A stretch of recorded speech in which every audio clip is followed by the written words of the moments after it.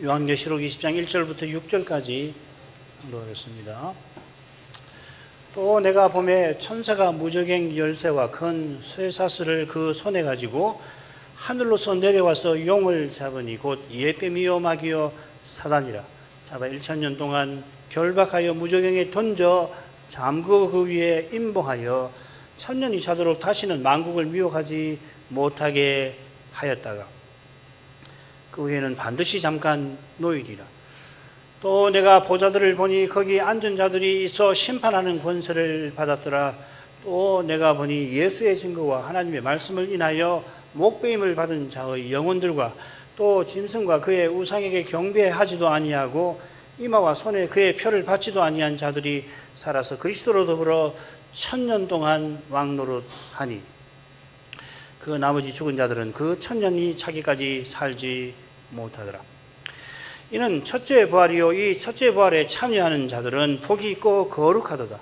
둘째 사망이 그들을 다스리는 권세가 없고 드디어 그들이 하나님과 그리스도의 제사장이 되어 1000년 동안 그리스도로 더불어 왕노릇하리라.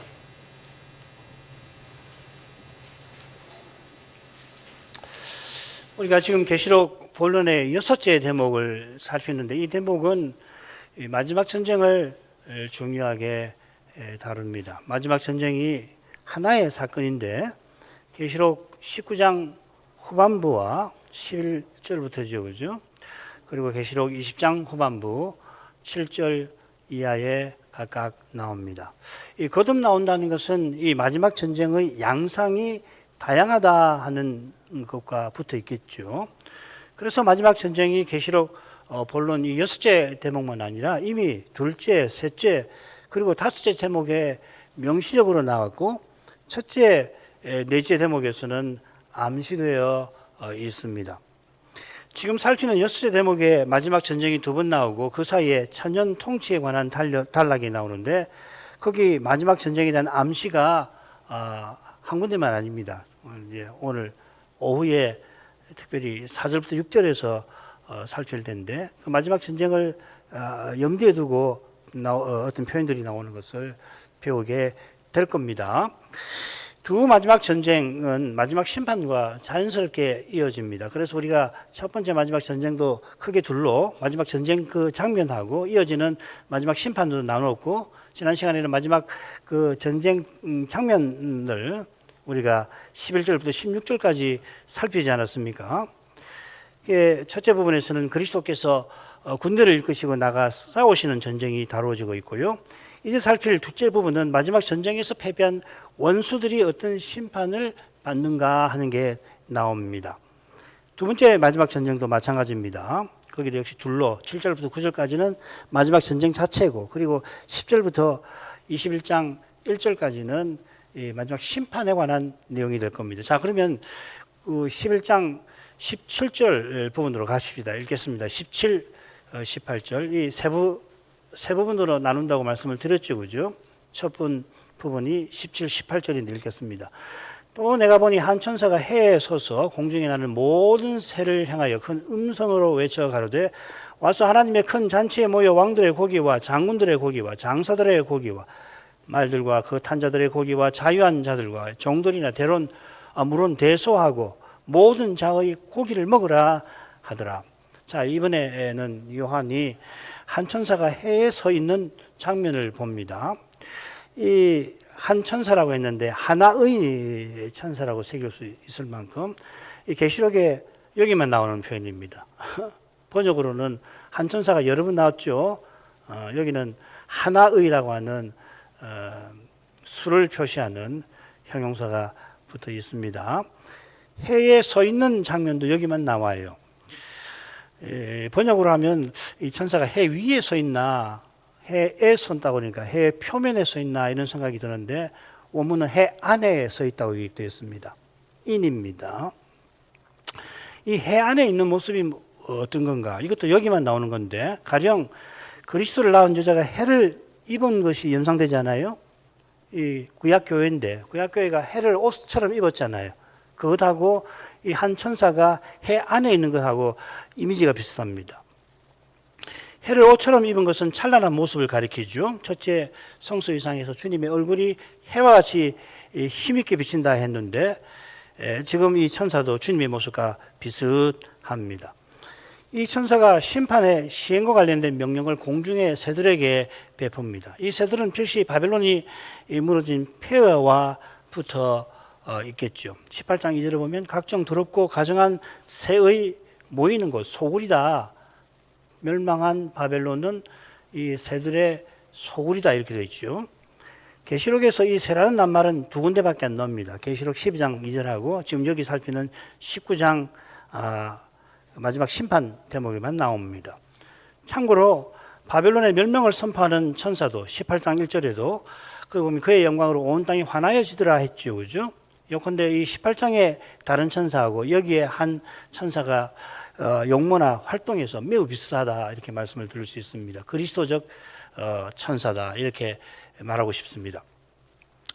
한 천사는 큰 음성으로 외치며 공중에 나는 모든 새에게 지시합니다. 넷째 나팔 후에 독수리가 공중을 날면서 화화화 있도다 했죠. 지금 살피는 장면은 경관 새의 화가 다 실현된 후의 상태를 다룬다 하겠습니다. 그처럼 바벨론이 짐승에게 철저히 파괴되고 사람 살 수 없는 그런 광야 같은 환경이 되어서 각종 더럽고 가증한 새들의 소굴이 된 겁니다. 이 새들이 마지막 전쟁에서 시신 먹는 가증한 일을 행하게 됩니다. 그러니까 이게 실제로 일어난 일이 아니라 마지막 전쟁에서 원수들이 완전한 패배와 실패를 굴욕을 맛보는 그것을 상징하겠죠.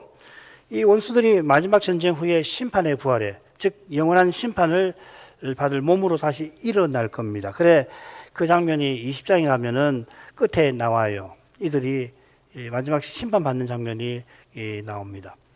마지막 전쟁에서 실제로 새들이 원수들의 죽은 시신을 먹어 치우지만 마지막 전쟁 때에는 심판 때에는 부활해서 영원한 불못에 던진다. 뭐 이런 해석은 제가 볼 때는 신박할지 모르지만 무리한 것 같아요. 세두지의 주장처럼 마지막 전쟁 때 2억 군대가 에스라 엘란 골짜기에 모여서 현대식 무기를 사용하여 물리적 전쟁을 벌이는 것이 아니지요. 그분들은 그렇게 해석을 해요. 핵전쟁을 일어나고 3차 전쟁은 핵전쟁이 될 거다. 뭐 그렇게 이야기하는데 그게 아닐 겁니다. 실제로는 20장에 있는 것처럼 대군이 소수의 진을 에워싸듯이 용과 짐승과 거짓 선자가 땅에 가는 자들, 그때는 거의 대부분이 짐승을 숭배하잖아요. 그들을 미혹하고 선동해서 소수 남은 종말 신자들, 종말 신자라는 말, 종말 성도, 말일 성도 이렇게 표현할 수가 있겠습니다. 를 박멸하려 하는 겁니다. 그처럼 주님께서 입의 검으로 말씀으로 그들을 치시고 그 말씀에 따라서 영광 구름에서 불이 나와서 그들을 소멸하겠죠. 이런 말씀들은 실제로 어떤 일이 일어나는가 생각하는 도움이 돼요. 공중에 나는 새들이 시신 먹는 것은 고대로부터 큰 전쟁에서 패배한 군대가 마지막으로 맛보는 굴욕입니다. 그 군대와 그 군대를 보낸 나라들의 굴욕이죠. 짐승이 바벨론을 그렇게 파멸하여 굴욕을 안겼는데 이제 짐승의 군대가 마찬가지 굴욕을 맛본다는 겁니다. 하나님께서 바벨론 이 성도를 심판한 그 교만한 심판을 심판하시듯이 18장 20절이 그거죠. 짐승이 바벨론을 심판한 그 심판을 또한 심판하시는 것입니다. 여기 주목할 표현이 하나님의 큰 잔치겠죠. 천사가 이 새들에게 이 잔치에 와서 모이라 합니다. 이 잔치라는 말은 두 군데만 쓰입니다. 이 잔치하고 어린 양의 혼인 잔치입니다. 얼른 이곳의 잔치도 어린 양의 혼인 잔치를 가리킨다고 생각할 수도 있고 해석할 수도 있어요. 어떻게 해석이 가능하냐면 하나님의 큰 잔치에 모이라고 하는 게 아니라 하나님의 그 잔치를 위하여 모이라고 새길 수 있는 전치사가 쓰여 있거든요. 그렇지만 이어지는 내용을 보면 어린 양 혼인잔치와 직접 연결을 시킬 수가 없어요. 그 시신을 먹는 거니까. 그래서 큰 잔치라 하고 새들이 모이게 한 겁니다. 큰 잔치는 큰 심판을 상징하겠습니다. 새들이 원수들의 시신을 먹는 이 장면은 에스겔의 예언이 그 계시적 배경이 되는 것 같아요. 여섯 대목에 나오는 두 마지막 전쟁의 내용이 이어지는 새 예루살렘의 장면과 더불어서 에스겔서와 밀접히 연결되어 있습니다. 계시록 19장 후반부에는 새들이 시신을 먹죠. 20장 7절부터 9절에는 곡과 마곡의 사방 군대를 백성을 용이 모아다가 전쟁을 일으키는 장면이 나옵니다. 그리고 그 장면 이후에 21장 2절부터 22장 5절에서는 영원한 성전의 장면이 이어지죠. 에스겔 보십시오. 에스겔 39장 17절부터 20절에 이 새들이 고기 먹는 장면이 나고요. 그리고 이 본문을 둘러싼 에스겔 38장 1절부터 39장 16절, 뭐 뒤도 마찬가지인데 곡과 마곡이 등장을 합니다. 거기 뭐 로서도 등장하지만은 핵심은 곡과 마곡이 전쟁을 일으켜서 패배한다는 내용이 예언이 거기 나오거든요. 그리고 40장으로 가면 42장까지 뭐 더 이유도 마찬가지지만 영원한 성전에 대한 이상 장면이 에스겔서에 나오죠, 그죠? 이 순서를 보면 계시록은 이 예언을 배경으로 해서 기록됐다는 걸 알 수가 있습니다. 두 가지를 생각해 볼 수 있어요. 첫째로 이 비교를 통해서 계시록 19장과 20장의 마지막 두 전쟁 장면은 실제로 하나다라고 하는 것을 우리가 확인할 수가 있겠죠, 그죠? 두 번째도 중요한데 계시록에 예언된 이 마지막 전쟁은 에스겔의 선지자를 통해서 예언하신 그 예언의 실현이다 이 말이죠, 그죠? 그 이야기 보면은 열방이 그 군대를 일으켜서 여호와 하나님께서 열방을 치신다라고 하는 예언이 나오잖아요.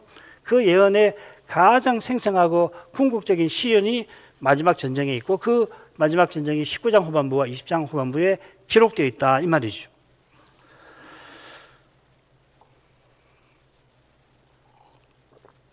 천사는 새들에게 왕들, 장군들, 장사들, 이 장사는 그 장사꾼이 아니고 용사들이란 말입니다. 말들과 그 탄 자들, 자유한 자들, 종들, 곧 물은 대소하고 모든 자의 고기를 먹으라 합니다. 왕, 장군, 용사, 말들과 그 탄 자들, 이들은 짐승과 거짓 선자를 쫓아 하나님을 대적하고 그리스도 교회를 박멸하려고 나선 악한 군대지요. 그 다음으로 가죠. 또 내가 보면 그 짐승과 땅의 임금들과 그 군대들이 모여 그 말 탄 자와 그의 군대로 더불어 전쟁을 일으키다가 짐승이 잡히고 그 앞에서 이적을 행하던 거짓 선자도 함께 잡혔으니 이는 짐승의 표를 받고 그의 우상에게 경배하던 자들을 이적으로 미혹하던 자라. 이 둘이 산채로 유황 불붙는 못에 던지우고 그 나머지는 말 탄 자의 입으로 나오는 검의 죽음에. 이 장면은 천사가 새들에게 원수들의 고기를 먹으라고 명령하는 그 명령의 배경이 되는 거죠. 그 짐승은 적그리스도고 땅의 임금들과 그 군대들을 지휘하는 사령관입니다. 이들이 그 말 탄 자와 그의 군대, 즉 백마 타신 그리스도와 주님의 군대와 더불어 전쟁을 일으키는 겁니다. 서로 싸우는 두 진영이 얼른 비슷해 보이는데 확연하게 다르죠. 그 짐승이 사령관인데 땅의 임금들이 자기 부대를 지휘합니다. 많기도 한데 말하자면은 사령관이 있고 또 밑에 임금들이 각각 사령관처럼 자기 부대를 지휘하죠. 반면에 그들이 맞서는 부대는 그 사령관이 말튼 자 예수님이시고 그분의 군대 단수로 되어 있습니다. 여기는 앞에는 군대들이라고 복수가 되어 있고 여기는 단수로 되어 있습니다. 짐승의 부대에 마병대가 있잖아요.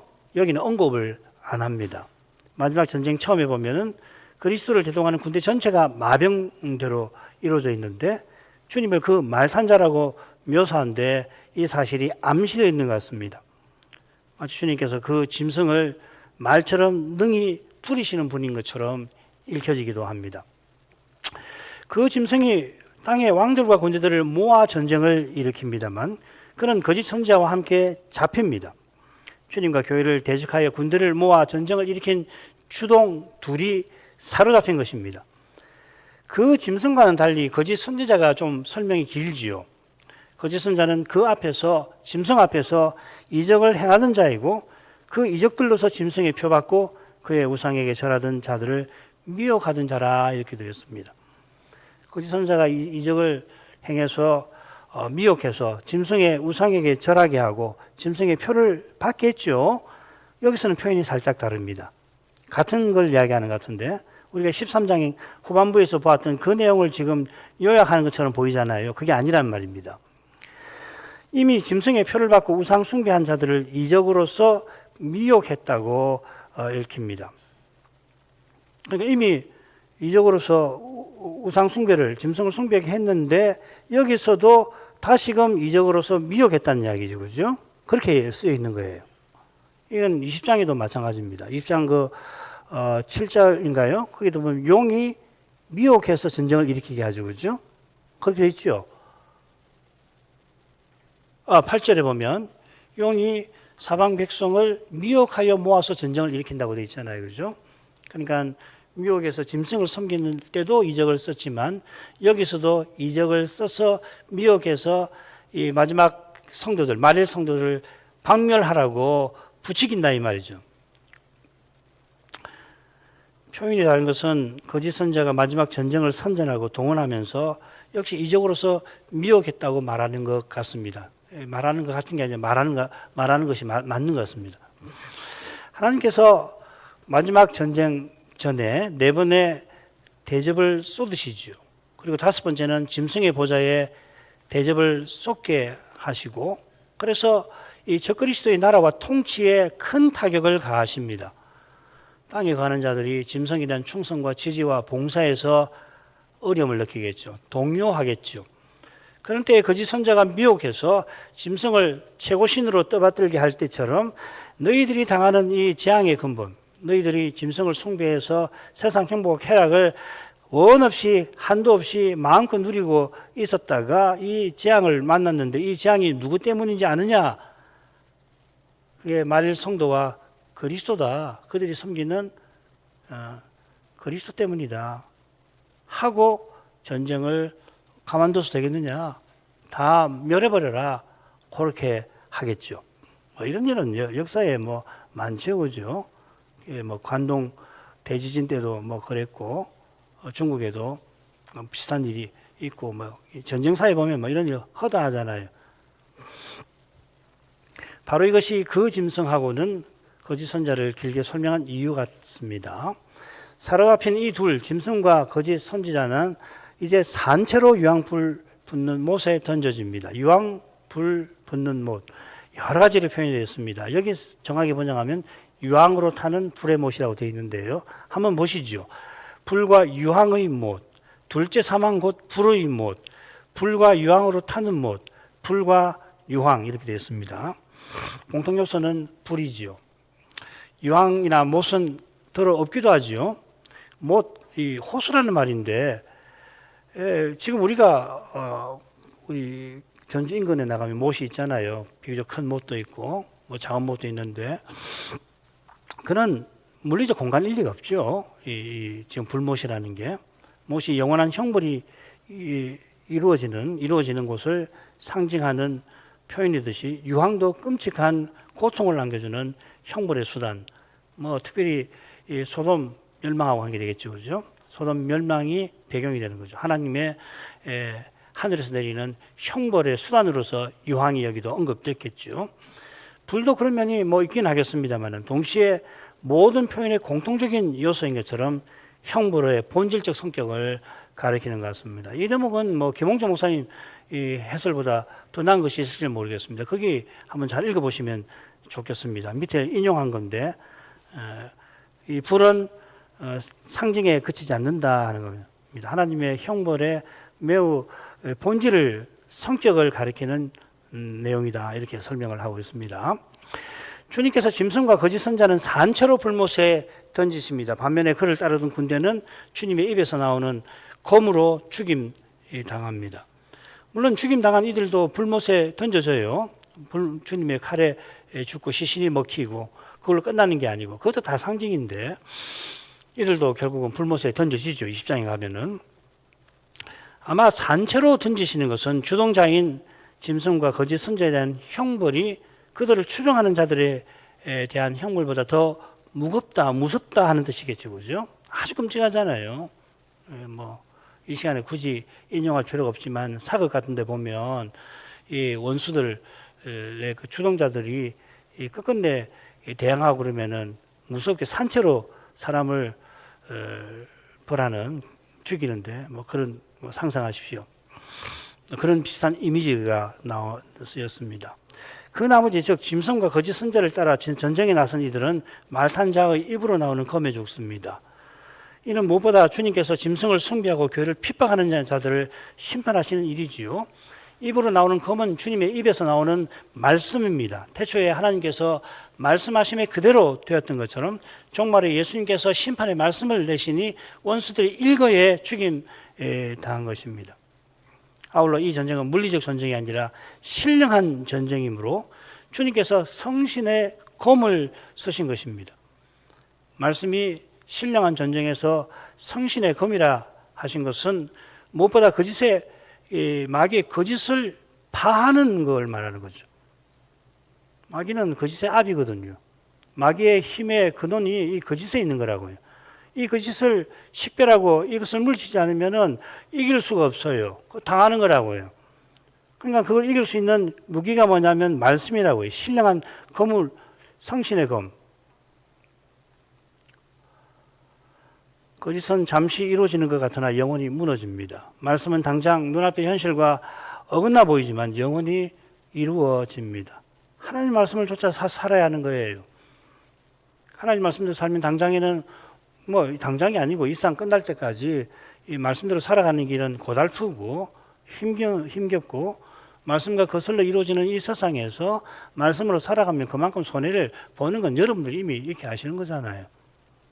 그렇지만은 이 말씀의 약속이 이루어지는 거라고요. 그리고 말씀대로 살아서 피해를 보고 손해를 보는 그것 자체가 말씀이 실현되는 증거예요. 말씀이 이루어진다는 생생한 증거가 어디 있느냐? 그 말씀을 쫓아 산 사람이 고난받는 데서 증거가 되는 거란 말이죠.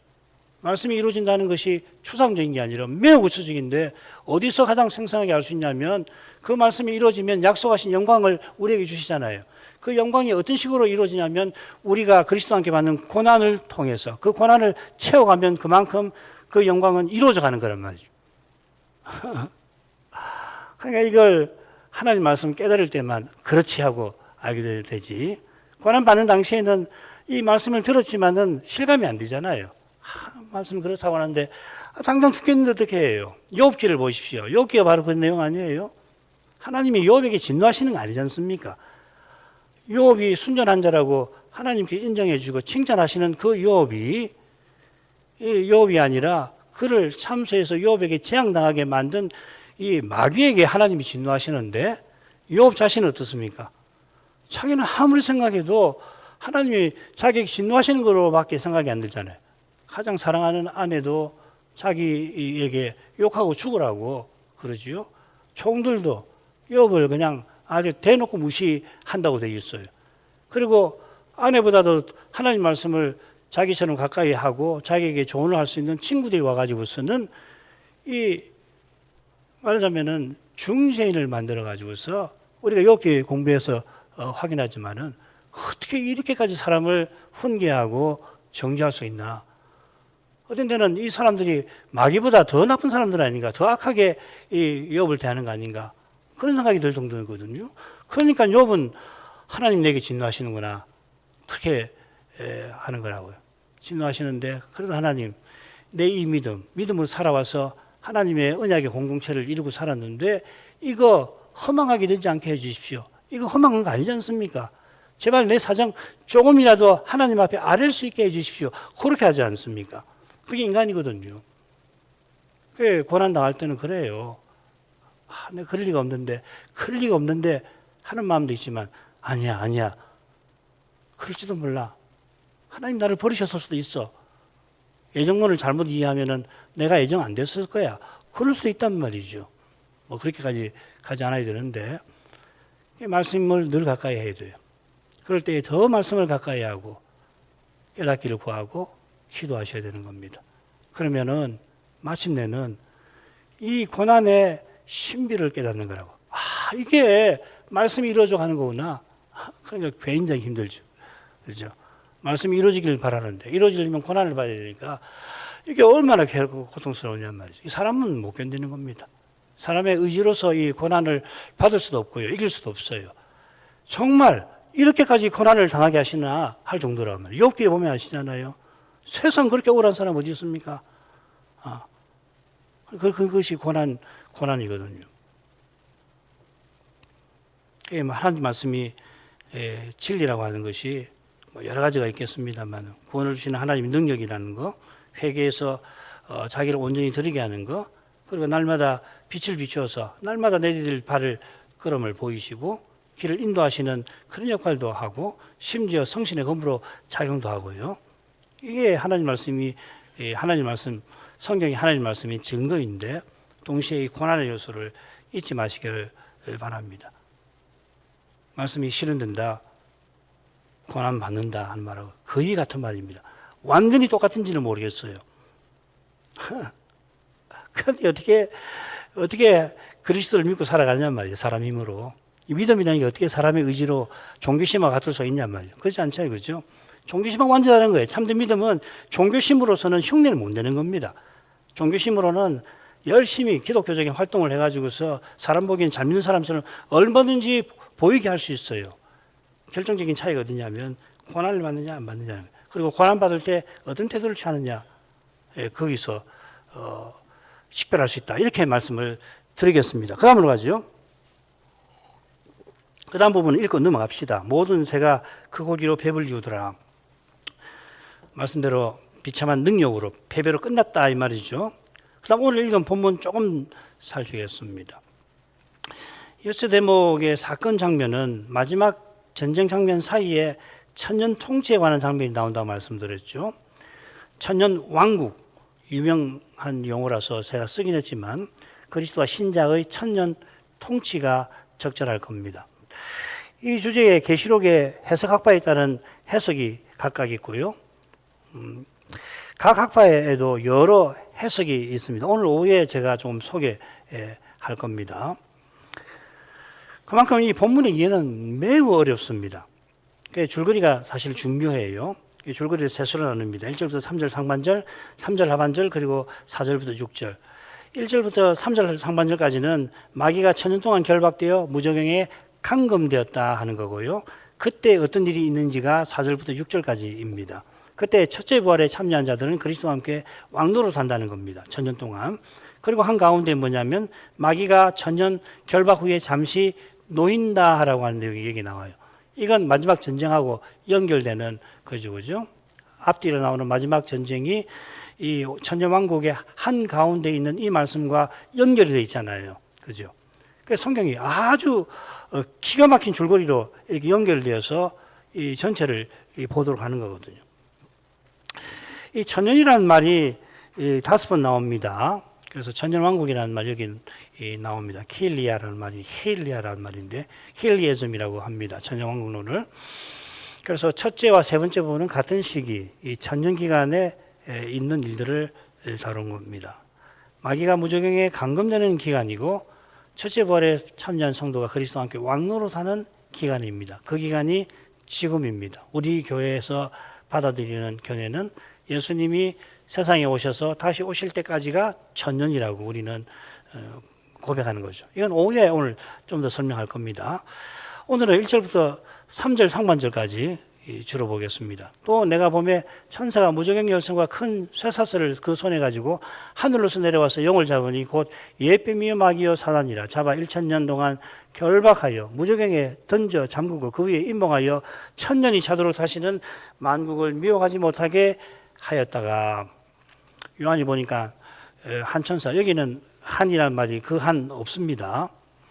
한 천사가 하늘로서 내려옵니다. 바벨론 멸망 장면에서도 다른 천사가 하늘에서 내려왔죠. 하늘에서 내려온 다른 천사가 그리스도와 같은 천사이듯이 여기 천사도 비슷한 역할입니다. 이 천사가 무저갱 열쇠와 큰 쇠사슬을 손에 가지고서 내려옵니다. 무저갱은 말 그대로 바닥 없는 구덩이라는 말인데 마귀와 귀신들이 감금된 곳입니다. 계시록에 나오는 구절 보십시오. 참고하십시오. 감금된 이유가 3절에 나올 겁니다. 천사가 무저경 열쇠와 큰 열쇠를 손에 가지고 내려 목적이 2절에 나옵니다. 용을 잡기 위함이죠. 영광의 주님께서 그 손에 7별, 7교회의 사자들을 붙잡고 계시는데 이 천사는 용을 붙잡고서는 손에 쇠사슬을 이용해서 결박합니다. 이 일은 주님이 성천하신 사건에 따른 거죠. 우리가 이 12장에서 계시록 12장에서 살폈습니다. 용이 여인이 낳은 히읗이 빠졌네요. 낳은 남자아이 곧 메시아를 삼키려 했지만 실패하고 메시아께서 하늘로 올라가셨죠.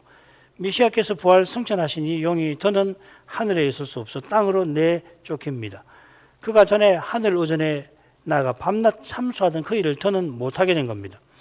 그가 땅에 내쫓겨서 여자를 핍박하는데 이 일은 그가 무저경에 결박된 상태에서 행하는 겁니다. 그러니까 무저경에 결박되어 있다고 해서 아무 일 못한다는 게 아닙니다.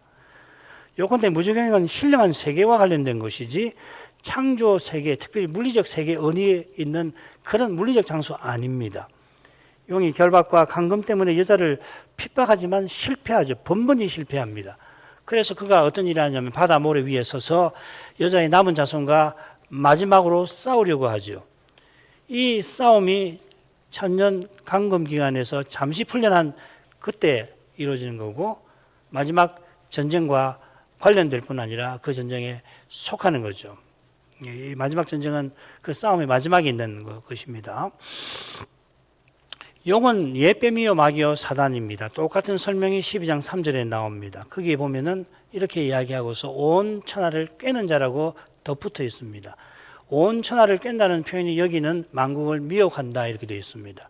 그러니까 용의 정체가 여럿으로 망라를 한 것은 그가 만국을 미혹하는 자라 하는 걸 말하는 거죠. 예뱀은 낙원에서 우리 시조를 미혹한 일을 가리킬 거고 마귀는 가령 욥기에서 하나님의 위대한 종을 참소한 일을 가리킬 거고 사단은 하나님을 대적하는 걸 가리킵니다. 조금 용어들이 약간씩은 다른 점이 있긴 해요. 그런데 용의 이런 이름들 전체는 뭘 가리키냐면 만국을 미혹해서 인생을 멸망으로 이끌고 하나님의 뜻을 좌절시키는 목적과 붙어 있는 거죠. 그죠? 천사가 결박한 용을 무저경에 던져 잠그고 그 위에 임봉합니다. 이 던진다 하는 말이 계시록 8번 나오는데 5번이나 용 던지는데 사용되고 있습니다. 이는 용이 하늘에서 땅으로 던져진 것이 용을 무저경에 던진 것과 같다는 것을 암시할 겁니다. 12장에 던진다는 말이 나오는데 여기 나오거든요.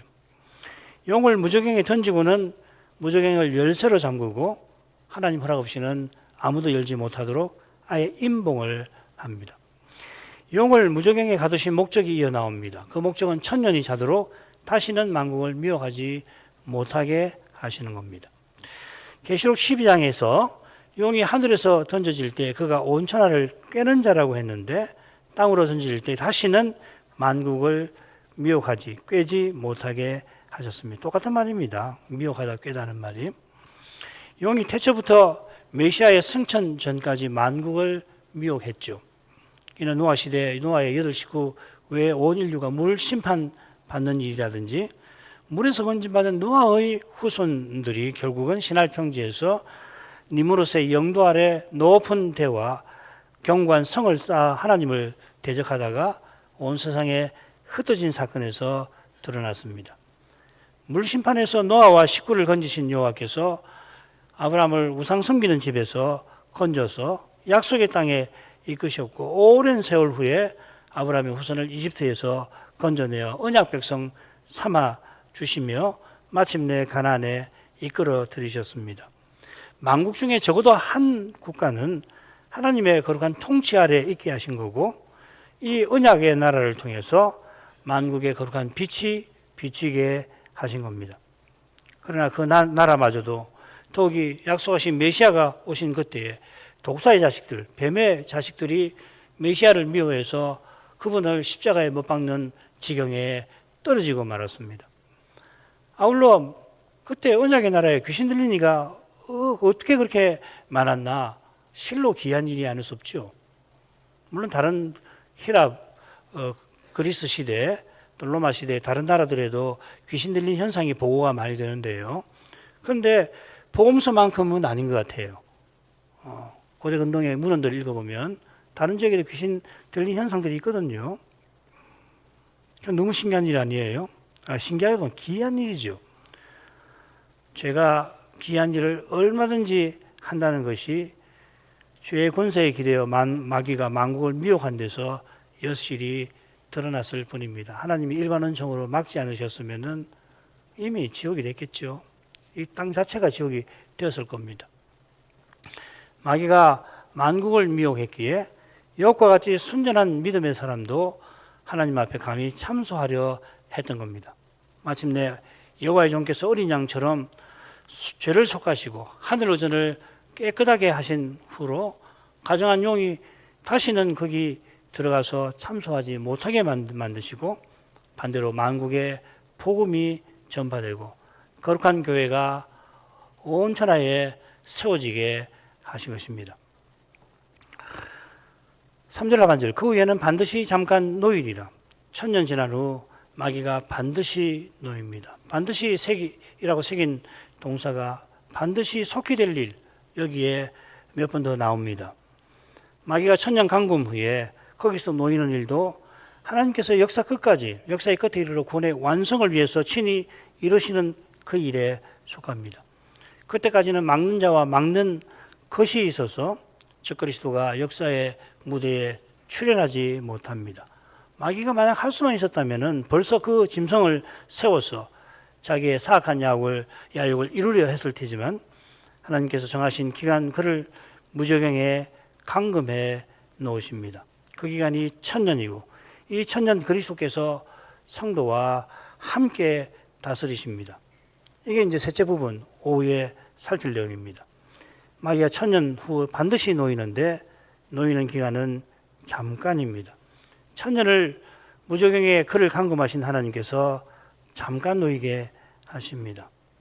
그 이유가 적그리스도의 혹독한 통치 그리고 마지막 전쟁과 붙어 있죠. 사랑하시는 주의 백성들을 미혹과 핍박에서 마지막 전쟁에서 박멸되는 데서 건져주시고 그 혹독한 환난에서 견디게 하시려고 하나님께서 우리 연약함을 인해서 그 날들을 줄이셨다. 예수님께서 감난산에서 교훈해 주셨습니다. 기도하십시다.